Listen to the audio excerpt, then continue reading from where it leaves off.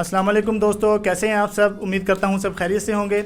हमने एक programme start किया है जिसका नाम है ट्रेडिंग एक कारोबार। उसका टॉपिक है गोल्ड का सफ़र। उसमें बताया जाएगा कि गोल्ड किस तरह बाय गया, किस तरह सेल किया, बाय जाने की रीज़न क्या है, फंडामेंटल गोल्ड जो है वो क्यों बाय गया है, ठीक है, और इसके बिहाइंड रीज़न क्या है, फंडामेंटल और टेक्निकल के अलावा इसके बिहाइंड रीज़न क्या है, वो आपसे डिस्कस किया जाएगा। तो मेरे साथ हैं सर शुजात हुसैन बुखारी साहब। हम उनसे जानने की कोशिश करेंगे कि हमें बताएं कि इनके बिहाइंड रीजंस क्या हैं। अस्सलाम वालेकुम सर। वालेकुम सलाम हफीज़ भाई, कैसे हैं सर, तबियत से ठीक है? जी अल्हम्दुलिल्लाह ठीक ठाक। जी सर, आज मैं आपसे कुछ क्वेश्चन करना चाहूँगा जिसमें मैं पूछूँगा आपसे कि गोल्ड के हवाले से गोल्ड क्यों बाय गया, क्यों सेल आया, ठीक है, इसके बिहाइंड रीजंस क्या हैं। यानी हम हिस्ट्री के बारे में बात करने वाले हैं कि बाय जाने की रीज़न क्या थी। जी जी बिल्कुल। तो सबसे मेरा पहला क्वेश्चन ये है कि गोल्ड 9 मंथ से राइज हो रहा है, बाय पे बाय जा रहा है। फंडामेंटल के अलावा इसमें कौन कौन सी ऐसी रीज़न है बाय जाने की, तो वो हमें आप बताएं। देखें हफीज़ भाई, फंडामेंटल तो एक पहला और आखिरी रीज़न है बाय जाने का। जी बिल्कुल। आप अगर ये पूछ रहे हैं कि कैलेंडर न्यूज़ के अलावा कौन सा रीज़न है कि गोल्ड बाय ही जा रहा है, सेल नहीं आ रहा, कंटिन्यूसली 9 मंथ तो छोड़ें, तकरीबन 2 साल से ऐसा हो रहा है जब से रशिया और यूक्रेन की जंग है, लेकिन उसके बाद कुछ रुका था और उसके बाद 9 मंथ से गुज़िश्ता बाय जा रहा है। इसका पहला तो रीज़न आपको पता है कि रशिया और यूक्रेन की जंग स्टार्ट हुई थी, जो कि यूरोप और एक दूसरी सुपर पावर रशिया की थी, जिसमें अमेरिका भी इन्वॉल्व हुआ। अब अमेरिका ऑटोमेटिकली एक सुपर पावर है और अमेरिका जिस भी जंग में इन्वॉल्व होगा उसका इम्पैक्ट गोल्ड और जितने भी डिजिटल एसेट्स हैं या स्टॉक मार्केट है या पूरी दुनिया की मार्केट, बल्कि पूरी दुनिया की इकोनॉमी पे पड़ेगा। आपको याद होगा कि सिर्फ गोल्ड नहीं, गंदम के ऊपर भी इम्पैक्ट पड़ा, तेल के ऊपर भी इम्पैक्ट पड़ा। जी जी बिल्कुल। तो गोल्ड का अगर आप हिस्ट्री देखेंगे तो वो 2022 से स्टार्ट होगी जब रूस और यूक्रेन की जंग स्टार्ट हुई। उसके बाद आगे आ जाए, आगे वो मामला ख़त्म नहीं हुआ तो अगला मामला, बीच में भी आपको पता है कि छोटी मोटी झड़पें ईरान और अमेरिका की चलती रही और टेंशन चलती रही, बयानबाजी चलती रही बड़ा अरसा। वो मामला ख़त्म हुआ तो साथ ही अगला मामला स्टार्ट हो गया और वो मामला था आपका इसराइल का और फ़लस्तीन की जंग का। वो मामला ईरान और फिर उसके अंदर आपको पता दीगर ताकतें भी इन्वॉल्व हुई, अमेरिका इन्वॉल्व हुआ, अटैक्स ईरान ने किए, फिर इसराइल ने भी किए, तो ये एक बड़ी रीज़न थी। उसके बाद अगर आप देखें तो एक कैलेंडर न्यूज़ में इंटरेस्ट रेट का कट होना कि होगा होगा होगा होगा, ये एक बहुत बड़ा रीज़न था जिस वजह से मार्केट जो है वो कंटिन्यूसली बाय जाती है। यानी अब इंटरेस्ट रेट तो जाके रिसेंटली कट हुआ सितंबर के अंदर, लेकिन उसकी जो हवा थी, उसकी जो हाइप थी, क्योंकि मार्केट आपको पता है हाइप पे चलती है, वो तो साल के शुरू से, मार्च से आई थिंक शुरू हो गई थी, तो वो हाइप ने गोल्ड को फिर बाय ले गया। क्योंकि जब इंटरेस्ट रेट कट होगा, सूद कटेगा किसी भी करेंसी का, तो करेंसी वीक होगी और उस मुल्क का जो इन्वेस्टर होगा वो उसको बाय करेगा। अब मैं आपको बताता हूँ कि जंगों की वजह से क्यों हुआ। सर, जब जंग होती है या जो दीगर मामलात हैं, आगे जाके हम डिस्कस करेंगे, जब ये मामलात होते हैं तो जो सेफ एसेट्स हैं वो फिर बाय जाते हैं, वो फिर उनकी प्राइस बढ़ती है।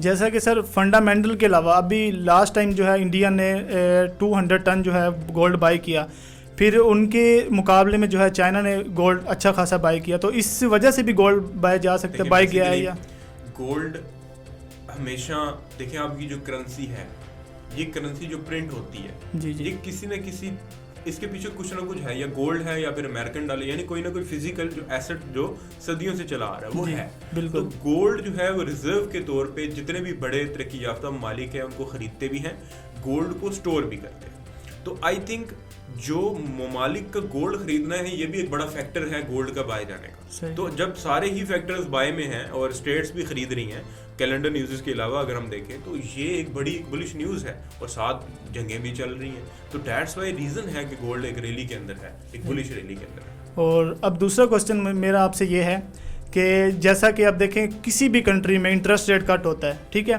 तो वो जो अपना इन्वेस्टमेंट है वो गोल्ड में क्यों लेके आते हैं, मतलब कि as a safe haven gold को क्यों लिया जाता है? देखिए, अभी हम गोल्ड की बात करें तो मैं सिर्फ गोल्ड के पर्सपेक्टिव से जवाब दूंगा, वरना सिर्फ गोल्ड में नहीं आता। जी जी बिल्कुल। अच्छा, सबसे पहले गोल्ड सेफ क्यों है? एक तो याद रखें कि गोल्ड एक सदियों से सेफ एसेट समझा जाता है, यानी ये तारीख इसकी बहुत पुरानी है। हाँ जी। दूसरा, किसी भी चीज़ की ना सप्लाई जब लिमिटेड होती है, डिमांड क्रिएट हो रही है, रियासतें खरीद रही हैं, जंगों में इन्वेस्टर इसलिए इन्वेस्ट करता है क्योंकि सेफ एसेट है, पैसा बचाना है ताकि वो डी वैल्यू ना हो, डी इन्फ्लेशन की वजह से, क्योंकि जंग होगी, करेंसी डी वैल्यू होगी, तो उस मुल्क का जो इन्वेस्टर होगा वो गोल्ड खरीदेगा।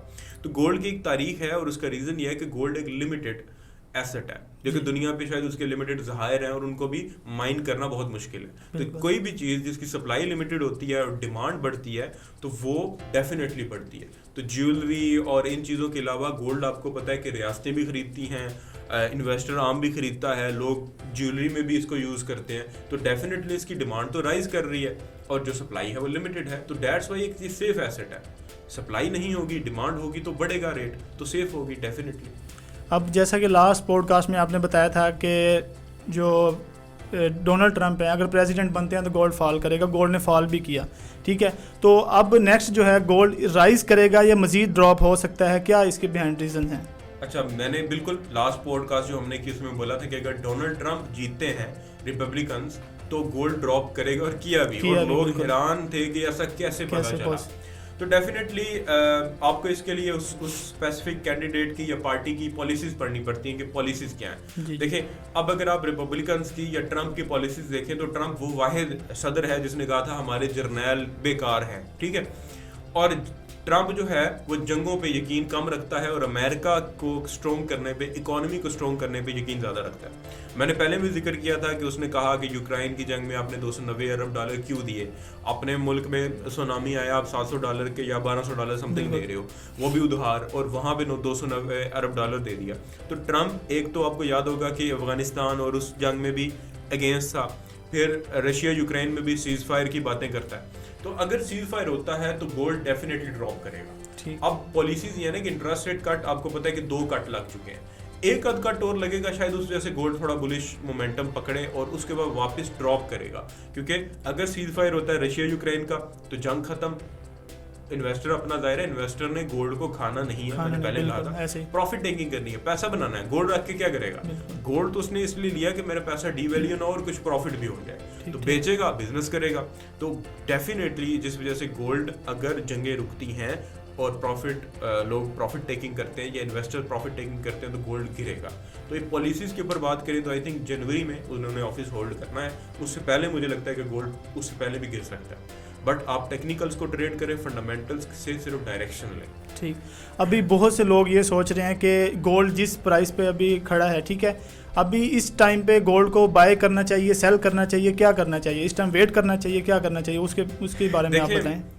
हफीज भाई, गोल्ड जिस पॉइंट पे खड़ा है डेफिनेटली लोगों ने सेलिंग भी की है। बिल्कुल। मुझे लगता है कि इंटरेस्ट रेट जैसे अभी तो नवंबर में गुजर चुका है और आई थिंक अब नए साल में ही है इंटरेस्ट रेट की मीटिंग, तो एक इंटरेस्ट रेट कट और लग सकता है अगर इन्फ्लेशन और क्योंकि नई हुकूमत आई है, इन्वेस्टर्स के अंदर कॉन्फिडेंस आएगा और आई थिंक इन्फ्लेशन और जॉब्स क्रिएट होंगी, उस वजह से इंटरेस्ट रेट एक और कट आ सकता है बड़ा। अगर वो आता है ना तो डेफिनेटली गोल्ड एक पुल बैक करेगा बाय की तरफ, लेकिन वो इतना बड़ा पुल बैक नहीं होगा जितना रीसेंट रैली चली है। जी, वो होगा कि बाय के बाद फिर जंगें जब रुकेंगी ड्रॉप होगा, उसके पीछे पे डायरेक्ट रीजन नहीं होगा कैलेंडर न्यूज इसका। यानी अगर आप देखेंगे फॉरेक्स फैक्ट्री पे न्यूज नहीं थी, गोल्ड क्यों ड्रॉप कर रहा है, तो मैं पहले बता रहा हूँ उसका रीजन ये होगा कि सीज फायर हो गया, ऑलरेडी सीज फायर की बातें चल रही हैं, सीज फायर करें।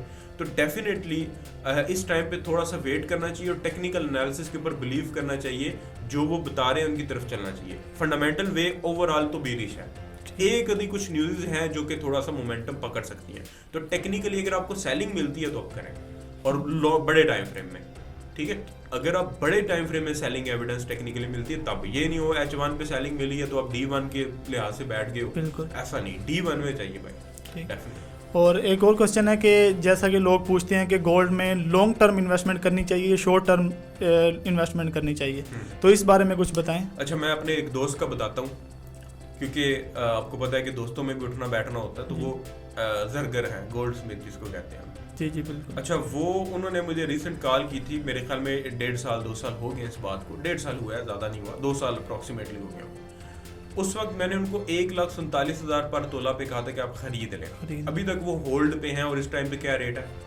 इस टाइम 2,87,000 ये रेट प्राइस है। उन्होंने अगर 10 तोला भी खरीदा था, आज वो बेचे कितने % प्रॉफिट में? सर 100 से भी ज्यादा। बिल्कुल, विद इन 1 to 2 years। कोई बिजनेस है ऐसा साल में? बिल्कुल ऐसा नहीं था, बल्कि इस साल में तो पूरी दुनिया में बहुत सारी चीजें कोलैप्स कर रही थी जो इन सालों में ये गोल्ड बढ़ा। तो गोल्ड लॉन्ग टर्म में तो बहुत ज्यादा बेनिफिशियल है। पहले तो मुझे कोशिश आप लोगों की होनी की चाहिए कि पहले लॉन्ग टर्म देखें कि क्या डायरेक्शन है और पहले लॉन्ग टर्म ही बैठें गोल्ड में। जब लॉन्ग टर्म आपकी ट्रेड प्रॉफिट में आ जाती है या आप फिजिकली प्रॉफिट में, अब फिर शॉर्ट टर्म करें उसको, ठीक है। एक तो लॉन्ग शॉर्ट का ये मतलब होता है कि बाय सेल करो, शॉर्ट टर्म मींस कि short term by, short term selling. जिस डायरेक्शन में आप बैठे हुए हो ना, जैसे मैं सेलिंग बता रहा हूँ, सेलिंग में आपकी छोटी लॉट भी है तो उसी डायरेक्शन में फिर इंट्राडे करो, शॉर्ट टर्म करो, लेकिन बेनिफिशियल तो लॉन्ग टर्म में है भाई। शॉर्ट टर्म पॉलिसी अगर जिसने 1600 में खरीदा हुआ था तो वो तो प्रॉफिट में भाई। गोल्ड अभी भी जितना भी ड्रॉप करेगा वो तो स्टिल प्रॉफिट में रहेगा, उसके पास तो बहुत मौका है। जैसा कि सर मैंने देखा है कि गोल्ड जो है 9 मंथ से बाय है, ठीक है, मतलब राइज कर रहा है। तो बहुत से लोग कहते हैं कि फंडामेंटल जो है वो मार्केट पे इम्पैक्ट नहीं करती, तो इस वाले से आप क्या कहते हैं कि फंडामेंटल इम्पैक्ट करती है या नहीं करती? टेक्निकली देखना चाहिए, फंडामेंटली भी देखना चाहिए? मुझे थोड़ा सा बताएंगे कि कौन लोग कहते हैं, क्या कोई काबिल ऐसा शख्स कह रहा है, कोई ट्रेडर कह रहा है, कोई इकोनॉमिस्ट कह रहा है कि फंडामेंटल नहीं काम करती? नहीं, मुझे आपकी बात सुन के ना हैरानगी हुई है कि आप क्या कर रहे हैं। बहुत से ऐसे न्यू मेंटोर जो हैं वो मार्केट के बारे में बताते हैं कि फंडामेंटल जो है वो मार्केट पे इम्पैक्ट नहीं करती सर, तो इस वाले से आप मुझे बताएं। ये जो ग्राफ है ना सर, ये तो आपकी साइकोलॉजी है। जी बिल्कुल। जो USD है सर, वो कौन कंट्रोल करता है?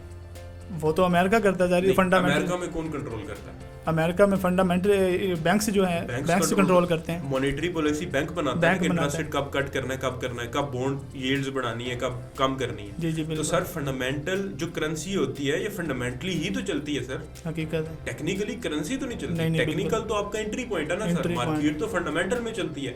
बैंक जो मॉनेटरी पॉलिसी बनाएगा या गवर्नमेंट जो फिस्कल पॉलिसी जिसको बजट कहते हैं, उसके ऊपर तो करेंसी या इकोनॉमी चलती है। जी बिल्कुल। तो फंडामेंटल्स के ऊपर मार्केट चलती है, टेक्निकल तो एक बहाना है ना, एक हीला है एंट्री लेने का कि हमने किस जगह से बाय करना है या किस जगह से सेल करना है, सिर्फ ये देखना है। बिल्कुल। तो मुझे तरस आता है ऐसे लोगों पे। अगर कोई, मैंने नहीं सुना लेकिन आप कह रहे हैं तो शायद सही कह रहे हो, लेकिन अगर ऐसा कोई कहता है तो मुझे तरस आता है उनके ऊपर। ऐसा नहीं है।